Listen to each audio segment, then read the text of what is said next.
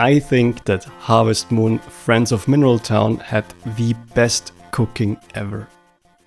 For those who weren't born in prehistoric times, Harvest Moon Friends of Alright, I'm not gonna say the full name each time. Let's keep it at Harvest Moon. Or Fotten. Harvest Moon was the farming game back in 2003. It was released for the Game Boy Advance, which was this Space Invader looking device here. And if you know Stardew Valley, then you know Harvest Moon. Well, except that there wasn't any combat. You got the farming, the foraging, upgrades, relationships, and all of those parts had some connection to cooking. With harvesting it's obvious since, you grow your own ingredients. And when it came to building friendships with the people living in Mineral Town, one of the best ways to do that is by gifting them dishes that you cooked. And funnily enough, in turn, they would give you recipes if they liked you enough. There were more than 100 different recipes. So of course there aren't 100 different people in Mineral Town, so the question is, where would you get the other recipes from?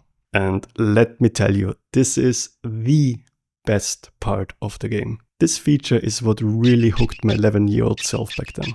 You see, there was a TV in your house, and you had the fixed channels like the weather and the news, but there was also a channel that showed a different show each day of the week.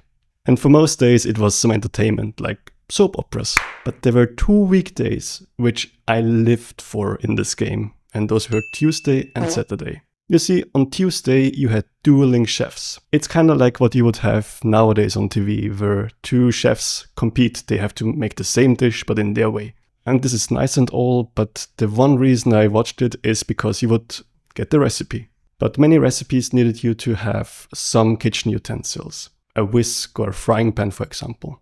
And the kitchen didn't come with that, so you had to still buy them. This is where the other TV show, the Saturday one, comes into play. It was the Shopping Network. Yes, they were very quick to hook young minds on shopping channels. So you would, for example, see them presenting a spice rack, and you didn't have that yet, so you would have to go to the only phone in Mineral Town, and that was in the local inn. And to be honest, that was the only reason I ever visited the inn. I was really bad at the whole, friendship and socializing aspect in the game. I only went there to make a phone call to order my spicy rack. My spice rack. And since cooking really was the best part of Harvest Moon for me, you can bet that I got super addicted to this Tuesday, Saturday gameplay loop. Always wanting to get a new recipe, make new dishes. It really was kind of like when you play Civilization. You think, hey, I'll just do one more round and then go to bed. And suddenly, it is 4 in the morning. In this game, I was living for Tuesdays and Saturdays. I was always thinking, oh, I'll just play until the next Shopping Network so I can finally get my mixer.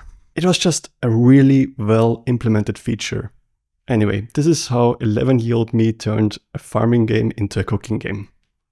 I hope you enjoyed this video and maybe you have similar experiences with certain game features that just took over the whole meaning of the game for you. And if you do, please let me know in the comments. But for now, thank you so much for watching. I hope I will see you next time. Bye bye.